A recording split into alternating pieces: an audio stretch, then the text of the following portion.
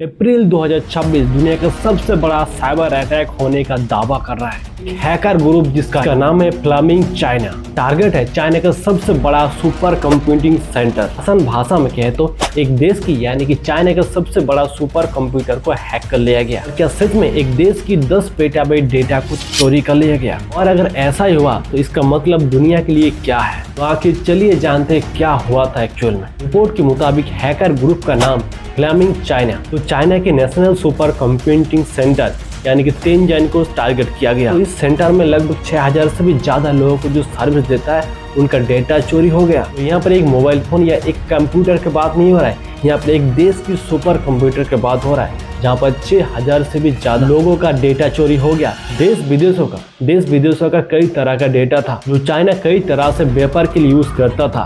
Email ID से लेकर bank account बहुत कुछ, और जिसमें डिफेंस और एरोस्पेस का एजेंसी भी शामिल है। और सबसे बड़ी बात यहाँ से ही 10 पेटाबाइट यानी कि 10,000 टेराबाइट डेटा चोरी कर लिया गया। सवाल है कौन सी ऐसा डेटा था जो चोरी हो गया और उस डेटा के अंदर आखिर क्या क्या था? जो डेटा लीक हुआ है बताया जा रहा है उसमें शामिल था मिसाइल और बॉम्ब की डिजाइनिंग, फाइटर जेट की research, 6th generation fighter jet की रिसर्च जो किसी के पास नहीं है, वार सिमुलेशन और मिलिट्री की गेम, मतलब गेम नहीं है बल्कि कैसे युद्ध किया जाए दूसरे देशों के साथ, और न्यूक्लियर फ्यूजन और एरोस्पेस का डेटा। और सबसे चौंका देने वाली बात है ये डेटा चाइना के टॉप ऑर्गेनाइजेशन से लिंक है जैसे कि AVIC और national university of defence of technology. लेकिन ये जो कांड हुआ कैसे हुआ, चलिए जान। इतना बड़ा एक देश की सुपर कंप्यूटर का हैक करना कोई मामूली बात नहीं है, उनसे या एक कंप्यूटर से पॉसिबल नहीं है, एक बड़ा ऑर्गेनाइजेशन का हाथ होना चाहिए। तो सबसे इंटरेस्टिंग पार्ट है हैक कैसे हुआ। एक कॉम्प्रोमाइज VPN का थ्रोट एंट्री होता है